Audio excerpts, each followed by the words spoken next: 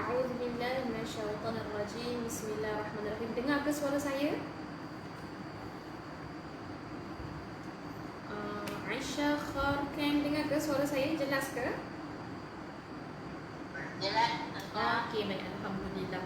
Jadi tanpa kita membuang masa, insya-Allah kita buka majlis kita dengan umul kitab Al-Fatihah. Bismillahirrahmanirrahim. Alhamdulillahi rabbil alamin. Ar-Rahmanir-Rahim. Maliki yaumiddin. Iyyaka na'budu wa iyyaka nasta'in. Ihdinas siratal mustaqim. Siratal ladzina an'amta 'alaihim ghairil maghdubi 'alaihim waladdallin. Amin amin ya rabbal alamin. InsyaAllah sama-sama kita doakan semoga majlis ilmu kita pada malam ini diberkati, dirahmati dan dipandang oleh Allah Subhanahu wa taala, kerana pada ketika ini, pada saat ini ya, majlis ilmu ni insya-Allah betapa banyaknya malaikat turun, okey, malaikat rahmat turun bagi merahmati majlis ilmu kita pada malam ini serta mendoakan kita kesejahteraan kita, okey, di dunia dan juga di akhirat.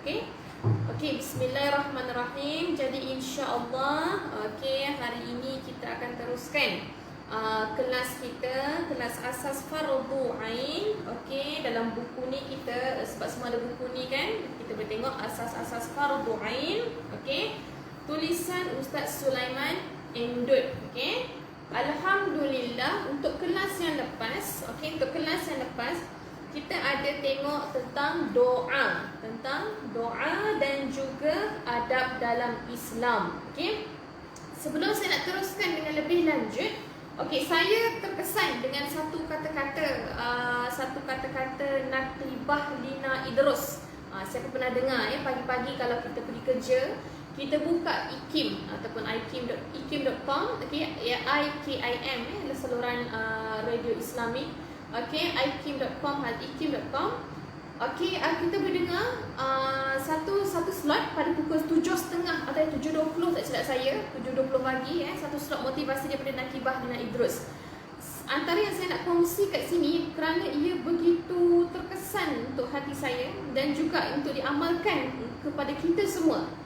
Okey, jadi saya nak cakap dekat sini adalah tentang doa. Sebelum kita masuk bab yang baru tentang doa, yang saya terkesan sangat-sangat dengan kata-kata Ustazah ataupun Nakibah, kita panggil Naktibah Lina Idrus ni. Dia kata, okey, saya tulis dekat dalam sound, saya tulis juga dekat skrin ya, supaya kita boleh sama-sama tengok. Okey, Ustazah Lina Idrus kata, apa kata kita jadikan satu ujian, okey, ataupun nak kata ataupun cabaran, okey, ataupun dugaan, okey, kita pindahkan ia menjadi satu doa. Macam mana agaknya tu? Satu ujian, satu cabaran, satu dugaan, kita nak tukar jadi kepada doa. Macam mana agaknya tu? Okey, kita cuba tengok ya. Pagi-pagi, sebagai contoh ni saya nak kaitkan dengan doa ya. Kita hadapi benda perkara ni setiap hari dalam kehidupan kita. Pagi-pagi sebelum kita nak mula pergi ke kerja, okey, kita pergi kerja, pergi kerja ni mana-mana, pagi-pagi ke bila mana-mana waktu kita pergi ke kerja. Dalam masa waktu kita pergi kerja tu jam, jalan sesak. Okey, jalan sesak. Jadi apa yang biasa kita lakukan? Biasanya apa yang kita cakap agak-agak ni? Kita akan cakap apa? Okey, contoh kita pergi kerja, jalan sesak.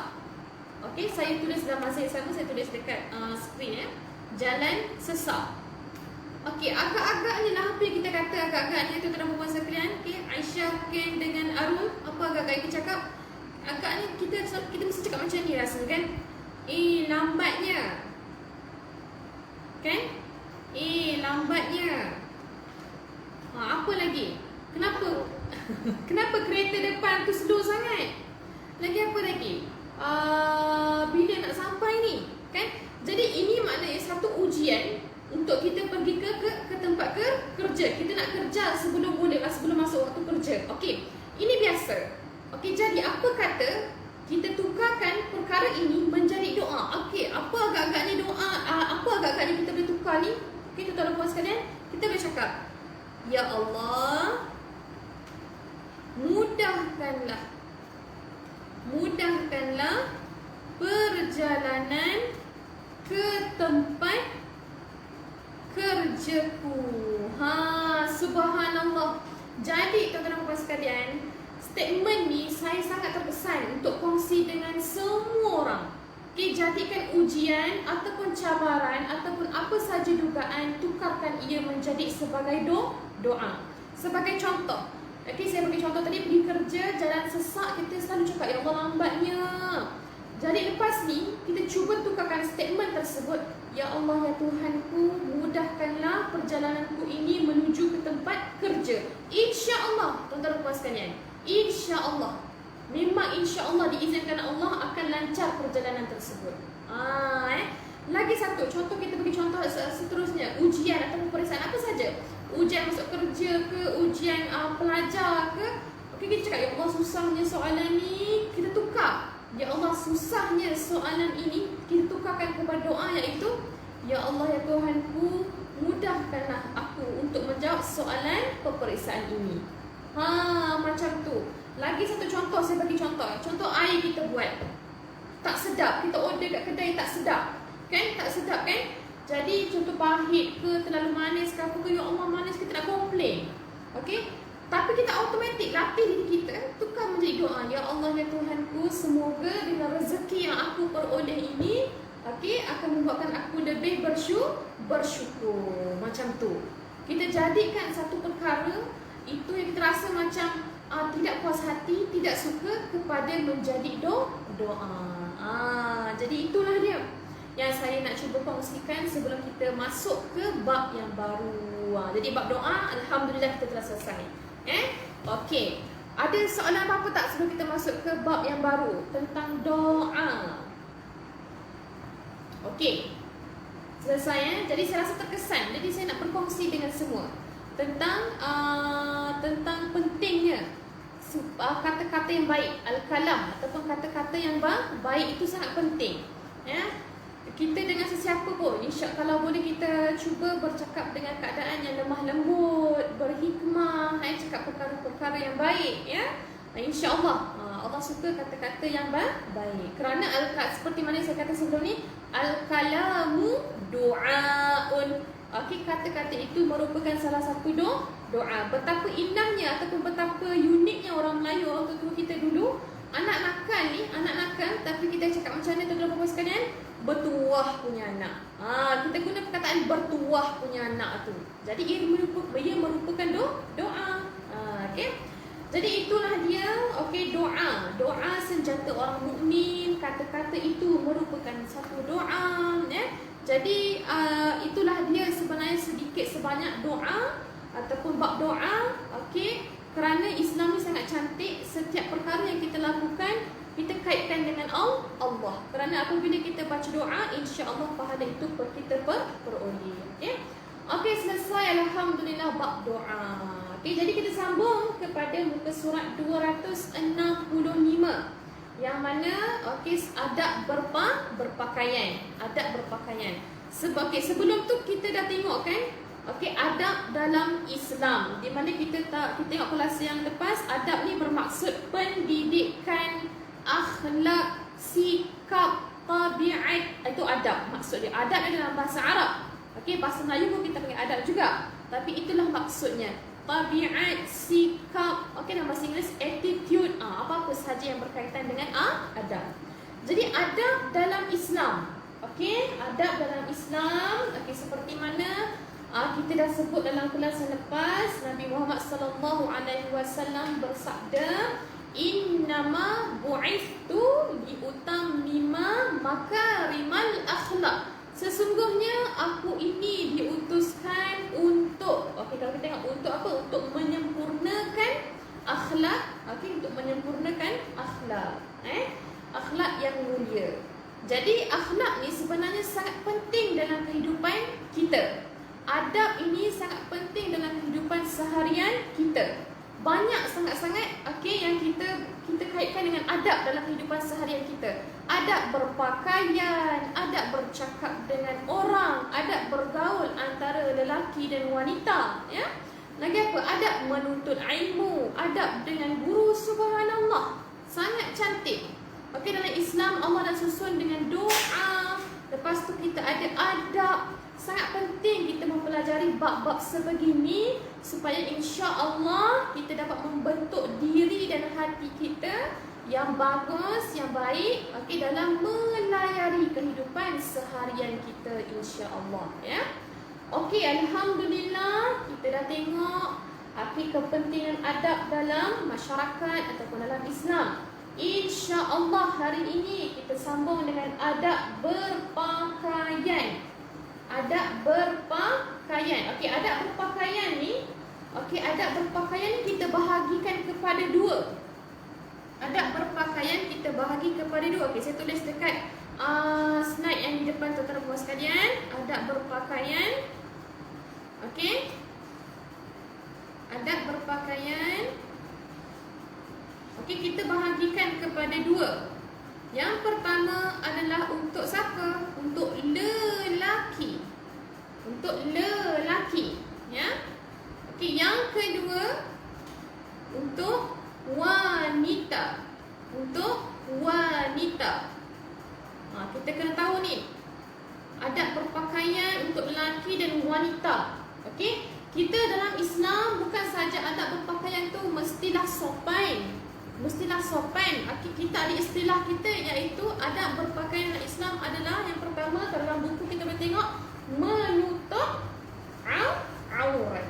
Menutup aurat. Sekejap ya. Menutup aurat. Ya, itu yang pertama. Jadi yang kedua, bentuk pakaian lelaki tidak menyerupai pakaian wanita atau sebaliknya. Itu yang penting ni. Jadi yang lelaki kenalah berpakaian seperti seorang lelaki, manakala wanita perlulah berpakaian seperti seorang wanita, ya. Jadi menutup aurat tu maknanya luas, ya. Menutup aurat tu maknanya tidaklah kita berpakaian baik lelaki atau wanita berpakaian ketat, ya, berpakaian jarang ataupun nipis, ya. Tidak begitu. Menutup aurat istilah dalam Islam adalah dengan berpakaian yang tidak nipis, tidak jarang, labuh dan juga menutup aurat. Itu dia. Jadi itu adab berpakaian. Kita dah tengok yang minggu lepas. Kita terus tengok khusus kepada aurat. Aurat lelaki dan aurat wanita. Ini penting, ya. Adab berpakaian kita bagi kepada lelaki dan juga wanita. Yang pertama tadi kita sebut mestilah menutup aurat. Sekejap, ya. Mestilah menutup.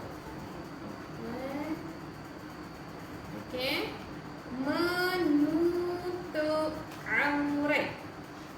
Aurat ni dalam bahasa Arab namanya aib. Itu aib.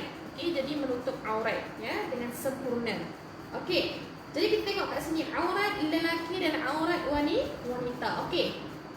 Ahli fiqh ataupun kita panggil guru-guru ataupun ulama-ulama fiqh mentafsirkan aurat ni adalah bahagian tubuh badan yang perlu kita tutup atas perintah Allah dan Rasul. Atas perintah Allah dan Rasul.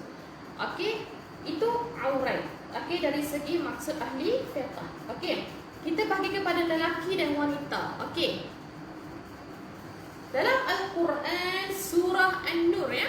Dalam Al-Quran surah An-Nur ayat ayat 30 muka surat muka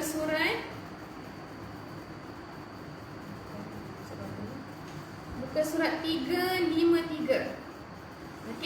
adalah ayat yang menunjukkan daripada Allah Subhanahu Wa Taala tentang menutup aurat lelaki. Kita boleh buka, sesiapa yang ada mushaf Al-Quran, kita boleh sama-sama buka muka surat 353. 353 kita boleh buka. Okey, ayat yang ke-30. Ayat yang ke-30 insya-Allah saya cuba baca. A'udzu billahi minasyaitonir rajim. Qul lil mu'minina yaghuddu min absarihim wa yahfazu furujahum dzalika azka lahum innallaha khabirun bima yasna'un. Okey, maksudnya kita tengok ayat 30 Katakanlah kepada lelaki yang beriman, lil mu'minin, maksudnya lelaki yang beriman. Okey, katakanlah kepada lelaki yang beriman agar mereka menjaga pandangannya. Yaghudduna min absarihim. Yaghudduna min absarihim itu bermaksud menjaga pandangan mereka, ya. Lepas tu dan memelihara kemaluannya, wa yahfazu furujahum. Itu maksud dia, ya. Kemudian demikian itu lebih suci bagi mereka. Dalika azka lahum, dan innallaha khabirun bima yasna'un. Maksud dia Allah Maha mengetahui apa yang mereka lakukan. Allah Maha mengetahui apa yang mereka lakukan. Jadi itu adalah untuk surah An-Nur. Okey. Jadi itu firman Allah Subhanahu Wa Taala. Jadi kita tengok satu persatu perbahasan ataupun huraian dalam buku ni. Okey, yang pertama, ketika di hadapan lelaki, aurat lelaki kita cakap aurat lelaki sekarang menutup sekurang-kurangnya antara pusat dan lutut. Antara pusat hingga ke lutut, Jangan pula kamu kata pusat tutup, lepas tu lutut tutup. Okey, tidak. Jadi antara pusat hingga ke lutut. Itu asas, ya. Yang kedua, okey, ketika di hadapan wanita yang halal dinikahi, okey, sekurang-kurangnya antara pusat hinggalah ke lutut. Okey, dan sebaik-baiknya menutuplah sebahagian besar badannya. Itu yang kedua, muka surat 266. Kita bertengok, ya. Yang ketiga, ketika dalam solat sekurang-kurangnya antara pusat hingga ke lutut, afdalnya berpakaian lengkap yang sebaik mungkin kerana kita sedang menghadap Allah Subhanahu Wa Taala ataupun pencipta kita sendiri. Sebaiknya kita pakailah pakaian yang sangat baik ketika kita menggunakan solat, ya.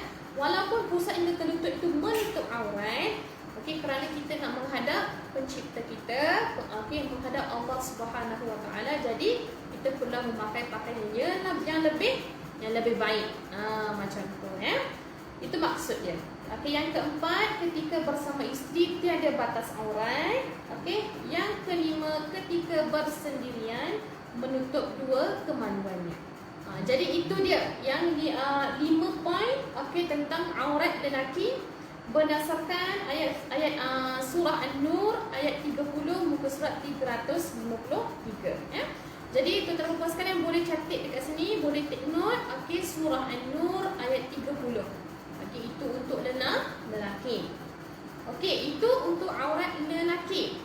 Manakala untuk aurat wanita, ya.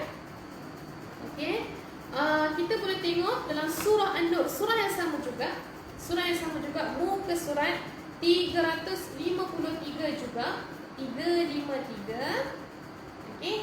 Ayat 31. Subhanallah. Ayat 31 sangat panjang tuan-tuan dan puan sekalian. Hampir lebih setengah muka surat ni mengatakan tentang aurat wanita. Betapa Islam ni nak menjaga wanita. Jadi wanita ni sangat dipelihara, insya-Allah, sangat dipelihara. Jadi panjang nasihatnya ataupun pesanannya daripada Allah Subhanahu Wa Taala tentang aurat wanita. Jadi saya bacakan terjemahannya di sini. Saya bacakan terjemahannya ayat 21, ya. Dan katakanlah kepada para perempuan yang beriman. Tadi dalam bahasa Arab kita katakan qul lil mu'minin. Mukmin itu orang beriman untuk lelaki. Jadi yang kedua ni Wa qul lil mu'minat. Jadi untuk wanita yang beriman, ya. Okey, dia kata apa kat sini? Agar menjaga pandangannya, sama pesanannya seperti lelaki menjaga pandangannya, ya ghadudna min absarihin, ya, dan memelihara kemaluannya, dan janganlah menampakkan perhiasannya iaitu aurat, ya, kecuali yang biasa terlihat. Okey, dan hendaklah mereka menutup kain tudungnya hingga ke dada.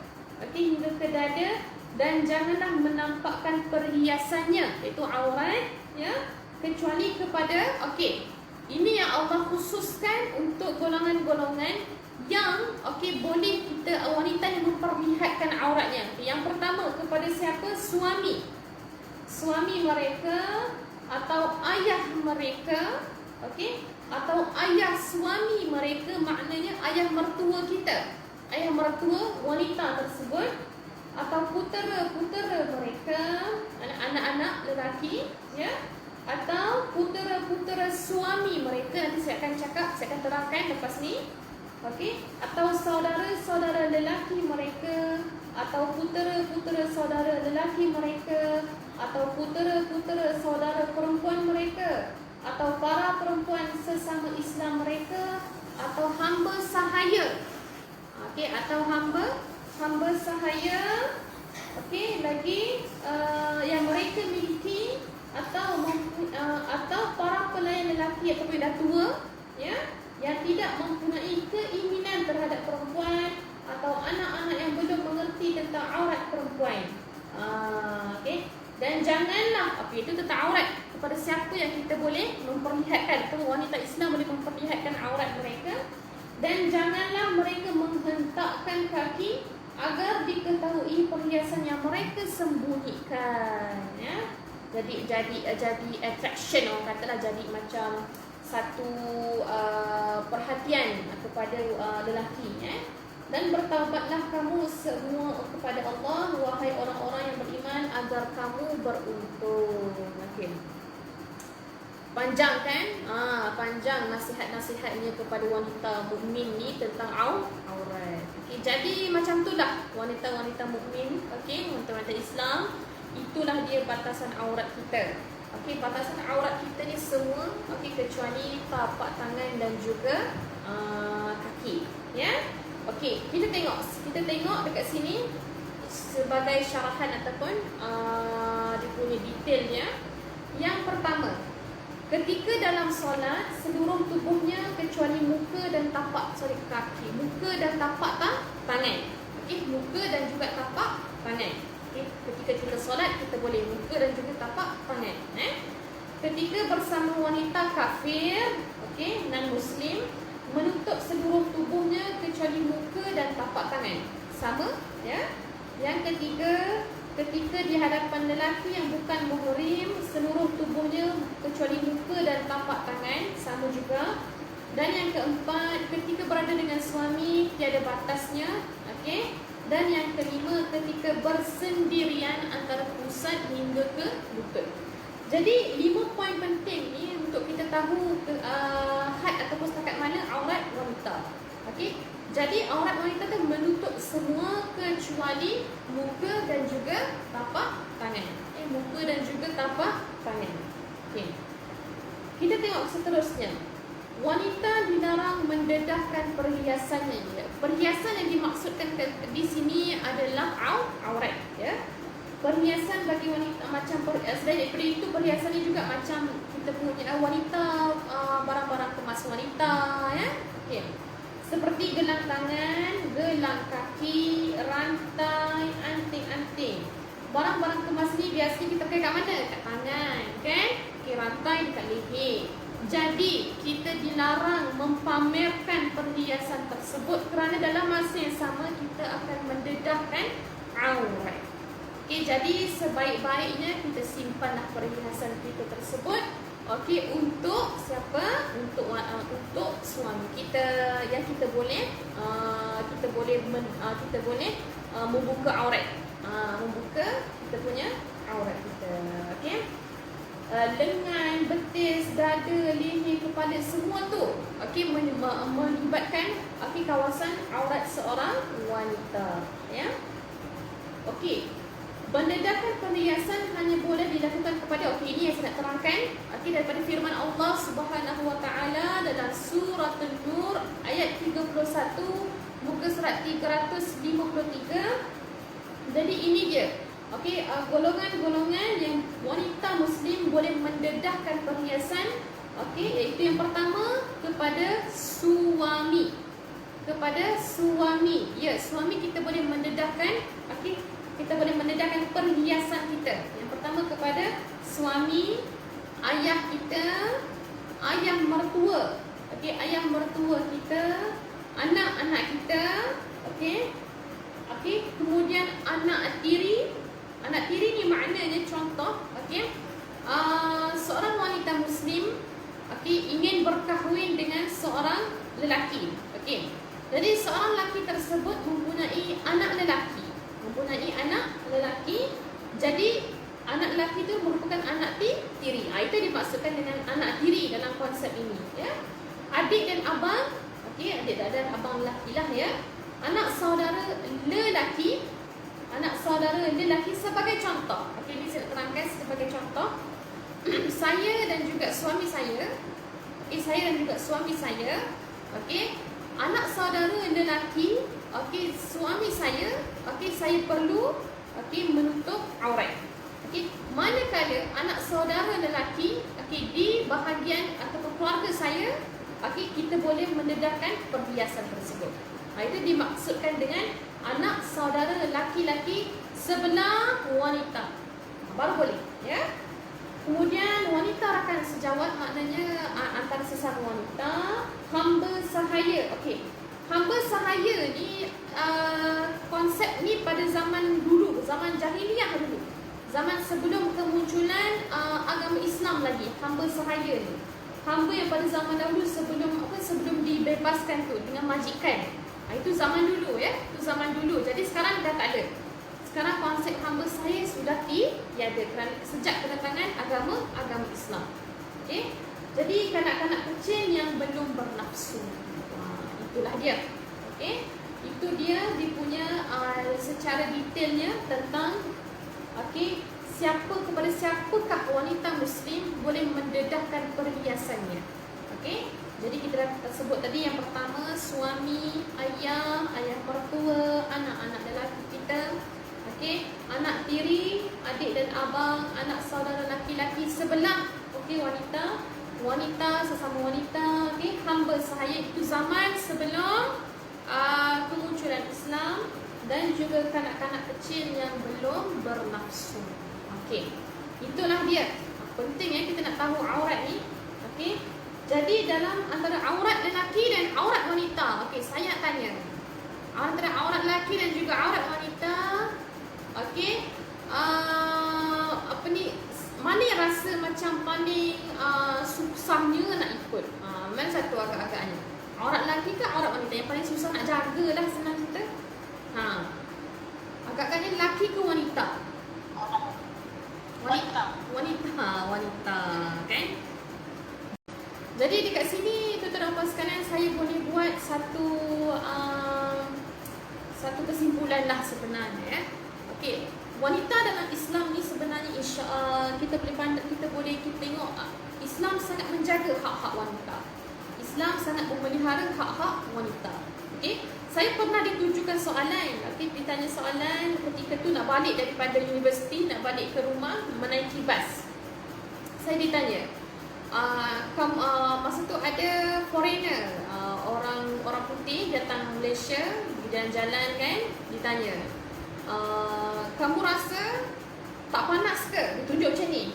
Kamu rasa tak panas ke? Dia kata macam tu. Lepas tu kita pun cakap, nak cakap insya-Allah aku tak boleh juga nak cakap. Saya cakap masa tu saya pelajar lagi, masa tu budak lagi. Saya kata tak panas, saya kata gitu. Mungkin dah biasa, saya kata kan. Jadi stigma mungkin masyarakat sekeliling tengok wanita Islam, okey, ditutup, semua pakai tudung, ya. Jadi sebenarnya perkara tu Allah jaga. Sebenarnya Allah jaga, okey, supaya wanita Muslim ini terjaga daripada, okey, longgar, okey, tidak jarang, okey, tidak nipis. Itu dimaksudkan dengan menutup aurat. Ya. Jadi dekat sini saya boleh simpulkan bahawa sebenarnya Allah ataupun adalah agama Islam ni wanita sebenarnya dipelihara daripada pandangan, okey, bukan muhrim. Daripada pandangan bukan muhrim. Kita wanita muslim hanya boleh mendedahkan perhiasan kita kepada seperti mana yang saya sebut tadi. Ya, ada beberapa golongan dalam Al-Quran pun Allah telah detailkan. Suami, ayah mertua dan sehinggalah kanak-kanak kecil yang belum bernafsu. Okey. Jadi lepas tu dan yang kedua yang saya boleh buat kesimpulan adalah kita bersabar. Kita bersabar terutama sebagai wanita muslim lah, kena banyak bersabar, okey, dan dengan mengikut arahan Allah Subhanahu Wa Taala. Okey. Mungkin mula-mula tu kita rasa susah kan. Okey, sebelum ni mungkin kita tak pakai tudung, tiba-tiba sekarang kita kena pakai tudung kan, pakai baju lengan panjang kan. Okey. Jadi yang pertama kita perlu belajar, okey, cara-cara macam mana kita mahu menutup aurat, usaha ke arah tersebut. Tak apa, sikit-sikit, tak ada masalah, sikit-sikit ya. Okey, dan yang kedua, insya-Allah kalau kita bersabar, ada pahala bersabar dekat situ, ada pahala menutup aurat di situ. Bukan senang ya, bukan senang. Saya ingin kata, saya selalu cakap pada suami saya dan pada juga siapa-siapa pun, bukan senang seorang wanita ni nak keluar di banyak berfikir perkara-perkara, nak pakai dengan anak tudung, dengan pakai nak baju apa. Saya selalu sebut. Ataupun contoh kita nak pergi jalan-jalan kan, nak pergi jalan-jalan, kita ni wanita lah yang akan packing kan, nak susun apa, nak pakai baju hari ni, pakai baju apa, esok nak pakai baju apa kan. Jadi wanita ni sangat detail. Jadi kadang-kadang suami pun tanya, banyaknya baju, dia tanya, cakap macam tu. Jadi saya pun cakap lah, wanita ni banyak nak kena fikir. Mungkin hari ni dia nak pakai tudung ni, dengan anak tudung ni, lepas tu yang dengan bajunya, dengan lengan panjangnya, dengan seluarnya. Contoh kalau nak pergi makanan, nak pergi bercuti ke pantai, baju pantai pula lain. Macam tu. Itulah dia wanita. Betapa nak kata unik dah sebenarnya wanita ni, wanita muslim. Jadi bersabar di situ, ikut arahan Allah Subhanahu Wa Taala dengan menutup aurat dengan sempurna, insya-Allah di situ ada pahala sabar, di situ juga ada pahala kerana menuntut ataupun mengikut arahan Allah Subhanahu Wa Taala. Ya. Jadi itulah dia tentang aurat wanita dan juga aurat lelaki, dan aurat lelaki juga. Jangan pandang enteng. Jangan pandang enteng ya. Kerana aurat lelaki ni, okey, kita nampak ringan kan, antara pusat hingga ke lutut. Jadi di situ begitu juga dengan lelaki tidak boleh berpakaian ketat. Okey, tidak boleh berpakaian ketat, berpakaian jarang, nipis ya. Jadi itu semua kita maklum sebenarnya. Okey, secara asas dan basicnya itulah dia sebenarnya tentang aurat lelaki dan juga aurat wanita. Tidak perlu berpakaian ketat, tidak perlu jarang, tidak perlu nipis ya. Itu secara asas dalam konsep adab berpakaian untuk lelaki dan juga untuk wanita. Okey. Jadi itulah dia. Okey, alhamdulillah. Okey. Kita pun telah pergi. Yang pertama tadi saya sentuh sikit tentang doa, kan? Saya sentuh sikit tentang doa. Yang kedua kita sentuh sikit tentang adab berpakaian. Okey, khusus kepada lelaki dan juga khusus kepada wanita. Okey. Selepas tu insya-Allah kita akan masuk kepada bab adab di masjid, adab keluar masjid. Banyak ni. Okey, banyak juga. Jadi itulah dia saya khususkan pada malam ini adalah untuk adab berpakaian, iaitu aurat lelaki dan juga aurat wanita. Okey, kita ulang balik, kita buat sedikit, kita revision. Okey. Pertama tadi saya cakap tadi yang pertama adalah tentang doa. Okey, tentang doa. Jadi kita dah belajar tentang doa. Yang pertama tadi masa kelas pertama hari itu, kalau masih ingat kita belajar tentang taubat.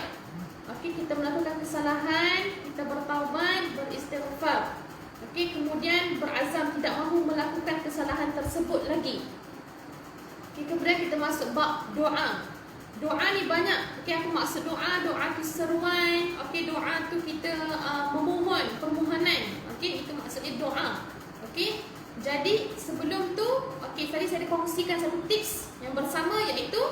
jadikanlah satu ujian ataupun satu cabaran ataupun satu dugaan yang kita sedang diuji ni, jadikan ia kepada doa. Jadikan ia kepada doa. Saya sangat terkesan dengan kata-kata ini. Saya dapat dan saya petik kata-kata ini daripada Nakibah Lina Idrus di IKIM FM. Setiap pagi ada satu sesi motivasi bersama Nakibah Lina Idrus di IKIM FM. Kita boleh dengar sama-sama. Sangat berkesan. Di mana saya nak berkongsi kat sini sebagai contoh, kita pergi kerja jalan sesak.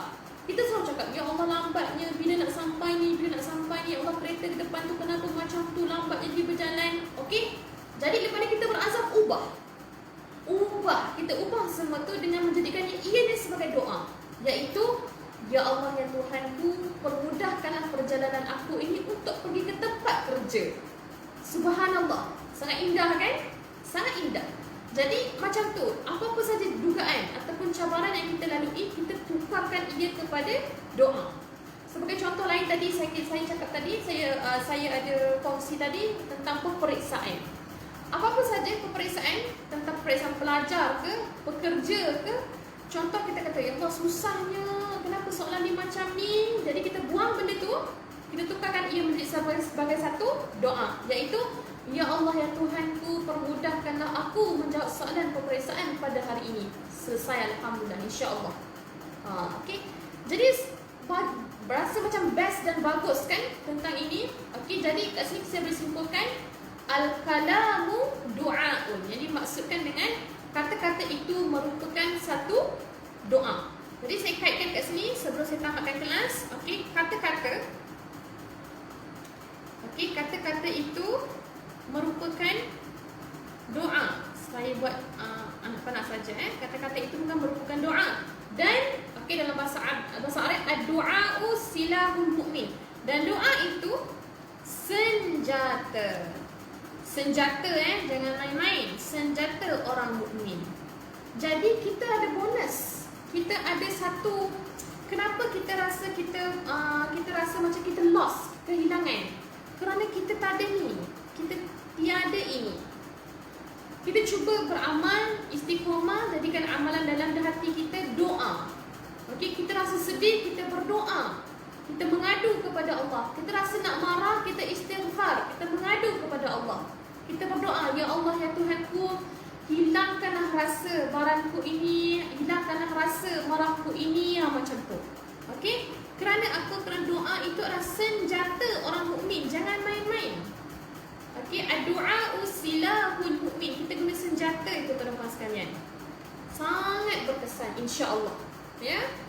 Okey, jadi kesimpulan yang saya boleh buat kat sini sebelum saya masuk ke bab yang lain adalah kata-kata yang sangat baik itu memberi kesan dalam kehidupan kita. Begitu juga sebaliknya, kata-kata yang tidak baik itu juga memberi kesan kepada kehidupan kita. Jadi kita nak pilih yang mana? Sudah tentu kita kata yang baik. Ya. Kita cuba amalkan. Okey. Seterusnya, alhamdulillah, kita telah tengok kat sini tentang adab berpakaian. Okey, sebelum adab berpakaian tu, kita tentang adab kan. Adab tu maksudnya akhlak ataupun sikap. Ya. Adab maksud akhlak ataupun sikap, attitude, perangai lah. Orang Melayu kata perangai perangai masing-masing. Okey. Jadi kita khususkan pada malam ini adab berpakaian, iaitu kepada lelaki dan juga kepada wanita. Okey. Adab berpakaian bukan hanya sahaja sopan santun, akan tetapi dalam konsep Islam kita ada istilah dia menutup aurat. Ya. Jadi untuk lelaki kita bagi pada dua, iaitu untuk lelaki dan juga untuk wanita. Dalam surah dalam untuk lelaki dalam surah An-Nur ayat 30 muka surat 353. Okey, tuan-tuan dan puan sekalian boleh tulis dekat dalam buku surah An-Nur ayat 30 muka surat 353 supaya jadi rujukan kepada kita. Nanti satu hari nanti insya-Allah lapang-lapang kita boleh buka mushaf Al-Quran. Saya dah bacakan tadi dalam mushaf Al-Quran muka surat 353. Dan syarahannya, detailnya ada 5 poin yang penting. Okey. Jadi dalam buku surat 266 ada 5 poin yang penting. Okey, berdasarkan ayat surah An-Nur ayat 30 muka surat 353. Dan wanita macam tu juga seperti mana yang kita katakan tadi. Yang pertama mestilah menutup aurat. Okey, menutup aurat semua kecuali muka dan juga tapak tangan, ya. Surah An-Nur. Surah An-Nur. Okey, muka surah apa tadi saya kata? Ayat 31. Okey, ayat 31 lepas tentang aurat lelaki ayat 30 kan? Ayat 30, kemudian ayat 31 muka surat yang sama juga iaitu 353. Syarahannya alhamdulillah okey ada di dalam kitab kita, buku kita, muka surat 266, ya. Okey. Jadi lapang-lapang insya-Allah tuan-tuan dan puan-puan sekalian boleh buka mushaf Al-Quran muka surat 353, boleh buka surah An-Nur ayat 31. Kita boleh tadabbur ataupun kita bertengok ayat ni. Okey, setiap ayat ni okey dalam buku ni dah sebut dah. Dalam buku ni dah sebut iaitu yang kepada siapa yang boleh mendedahkan perhiasan. Dalam buku dia sebut iaitu suami, ayah, ayah mertua, anak-anak, anak saudara lelaki sebelah wanita, ya. Dan akhir sekali kanak-kanak kecil yang belum bernafsu. Alhamdulillah. Okey, selesai. Ada apa-apa soalan ataupun ada apa-apa perkongsian ke daripada tuan-tuan dan puan-puan sekalian tentang kelas kita pada malam ini? Okey tak pengajaran? Senang faham ke tidak? Okey, ya Cik Arul. Sihat Cik Arul? Alhamdulillah sihat. Okey, alhamdulillah. Moga dirahmati Allah sentiasa. Ada apa-apa yang boleh saya bantu Cik Arul? Okey, alhamdulillah. Okey, jelas ya? Jelas. Okey, alhamdulillah. Sofia sekarang kat Kedah ya? Ya, saya Kedah. Alhamdulillah. Tahniah Sofia ya. Sempat nak ucapkan tahniah lagi. Okey.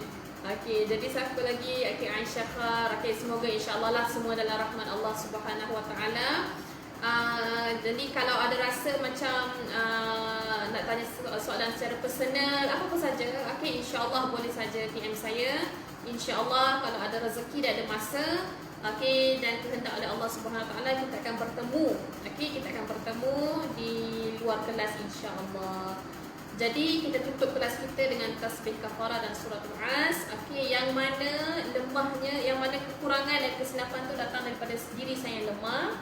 Yang mana baik itu sesungguhnya ia datang daripada Allah Subhanahu Wa Taala. Semoga kita semua sentiasa dalam rahmat Allah. Jaga diri baik-baik, jaga hati, jaga kalam, jaga kata-kata kita ya antara satu sama lain. Termasuklah saya pesan pun juga pada diri saya, kepada pasangan kita, kepada ahli keluarga kita, kepada masyarakat sekeliling kita, kerana ianya insya-Allah beroleh berkat sebenarnya daripada Allah Subhanahu Wa Taala. Lagi luaskan rezeki kita. Luaskan lagi punca rezeki kita. Okay, jadi pucuk pangkalnya adalah kita perlu sentiasa berbuat baik, berkata-kata yang baik. Kalau ada yang kata susah-susahnya nak jadi macam tu, berazamlah, berusahalah untuk menjadi orang yang baik. Okey, dari segi kata-kata, dari segi perbuatan dan sebagainya. Susah nanti orang baik ni. Okey, kerana dunia itu merupakan satu penjara. Rasanya saya dah pernah sebut dulu, dunia ini merupakan satu penjara untuk orang-orang yang mukmin. Okey, kerana di dunia ini tempat kita mengalami ujian kehidupan.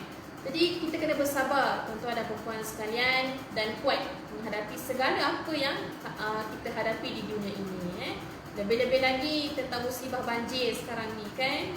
Banyaklah Ustaz Fauzi pun baru balik daripada mengemas rumah ya yang baru kena. Jadi macam itulah.